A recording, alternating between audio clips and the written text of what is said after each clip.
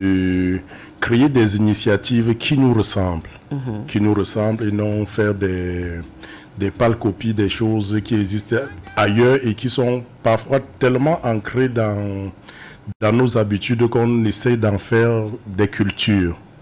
Voilà. Ce que je vais dire aujourd'hui, beaucoup vont se poser la question, pourquoi Chantal et Zachary? C'est parce qu'aujourd'hui vous symbolisez le Cameroun. Je pense que beaucoup ne l'ont pas compris. On parle du Cameroun anglophone, du Cameroun francophone. On a ces deux personnes. Vous êtes venus ensemble, vous avez fait un mélange de cultures et vous êtes épanouis aujourd'hui. Vous avez construit tellement de choses et on va en parler dans cette émission. Mais je pense qu'on va aller directement sur le mont Kilimandjaro. N'est-ce pas, Serge Abou, avant de continuer les hostilités?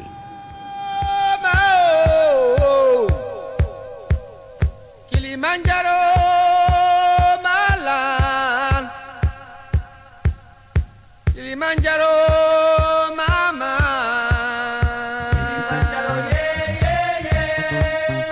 yeah, Kilimanjaro.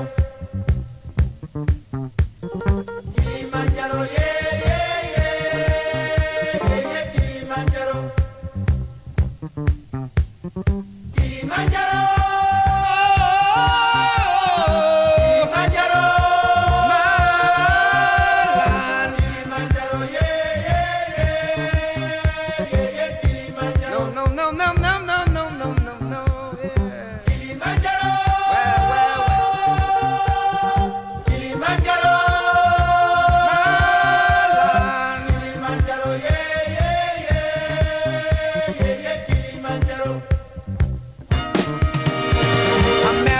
Of Africa, I find a shelter beneath its shadow.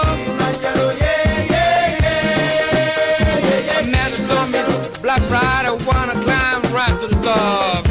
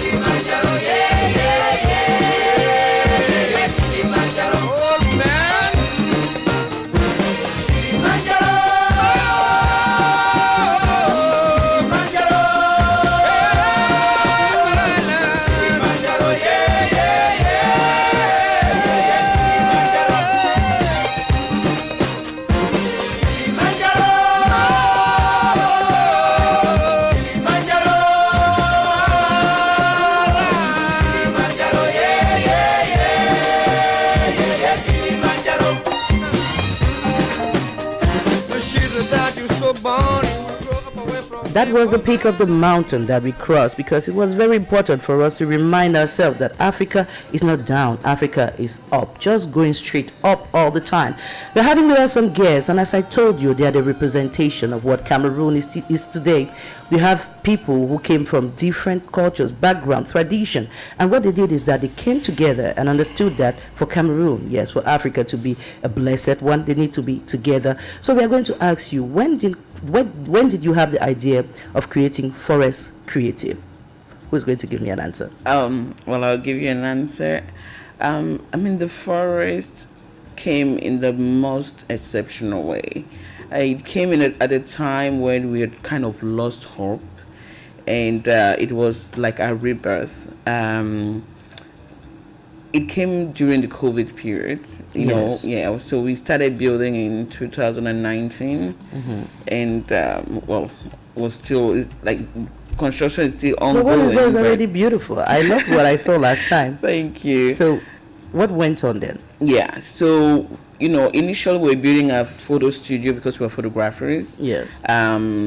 We're building Studio XL. That's what we thought, and then after we thought it was so different, it was so inviting that we had to open the scope, and so we decided to name it the Forest, a name that our son gave. He was bewildered when he came in there and saw all those trees. So there's a forest. Yes, and he said, "Oh my God, are we in the forest?" So we said, "All right, we're gonna name it the Forest Creative Loft." So actually, we decided to expand our activities to include, the communities that are around us, because we noticed that we're surrounded on one side by Nubel, Makia, and the other side, the Bonapriso and Bonanjor, and we thought, really, this is a space that can bring all these communities together so that they can learn from each other, and so that we could, come up with programations that, people that will come to the forest and transmit knowledge. So it was kind of a progressive. We started with a library because we had a library. So we thought, all right, we share a library so that everybody can come in, grab a book, and relax, in this beautiful space that's the forest. And then we enlarged, the scope by inviting our friends, Old Christian Ba Notley, Kwesi Oyeneye, and we came up with a whole programmation, and the programmation included bonfire nights, where, like in the village. Yes, like in the village. That's it. Actually, yeah, that's what really, because we thought, like, when we were kids, our grandmother. Yes, it was a relaxed way. It was around the fire, and the way they transmitted knowledge, oral knowledge, which they claim Africans don't document, but that's a way, way of life. Yes, that's the way they transmitted knowledge to us. Those stories, mythical stories about it was always about greatness, because I remember all the stories that my grandma always told us. It was beautiful. Monsieur Zachary, je vais poser une question. Comment vous avez fait pour installer une forêt au milieu de la ville? Comment ça s'est fait? Je vais vous surprendre, c'est pas nous qui avons installé la forêt. Je pense qu'on a eu la chance de tomber sur une très belle âme. Il s'agit de Bambou Jean-Pierre, John Pitt, pour ne pas le citer, qui est cette espèce d'être humain qu'on ne trouve plus. Donc, pendant qu'il plantait tous ces arbres que vous avez vus, il nous a dit que son entourage le prenait pour un malade.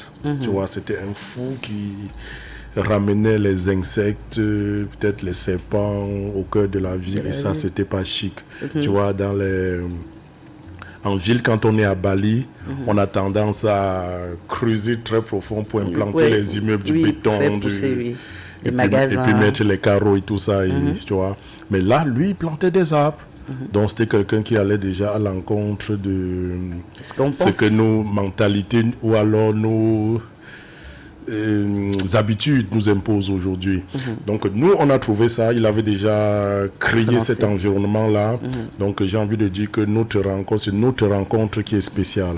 Donc, on s'est rencontrés et on a très vite compris qu'on regardait dans la même direction. Donc, du coup, on a pris l'espace et on a choisi un matériau qui devait se fondre, être en harmonie avec cet environnement. Voilà. Et surtout éviter de détruire les arbres. C'est-à-dire que ça, c'était le challenge lorsqu'on installait, des fois, le construisait. Il fallait faire le maximum pour ne pas descendre des arbres. C'est pourquoi on a eu des arbres à l'intérieur. On avait des arbres dans la galerie.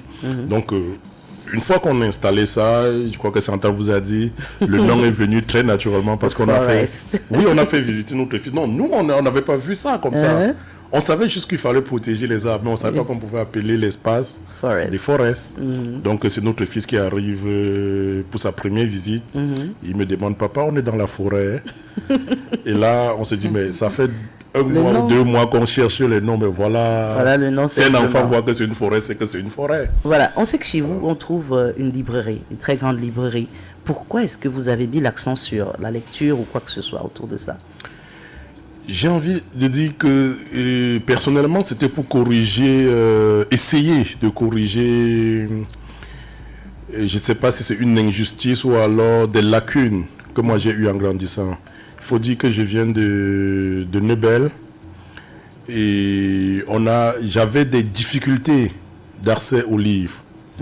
Donc, et j'ai pensé en ce moment-là avec Chantal que puisque j'ai grandi et que j'ai pu acheter quelques livres, c'était peut-être l'opportunité de remettre ce livre à disposition pour que ceux qui, comme moi, aujourd'hui, ont des difficultés d'accès aux livres, puissent venir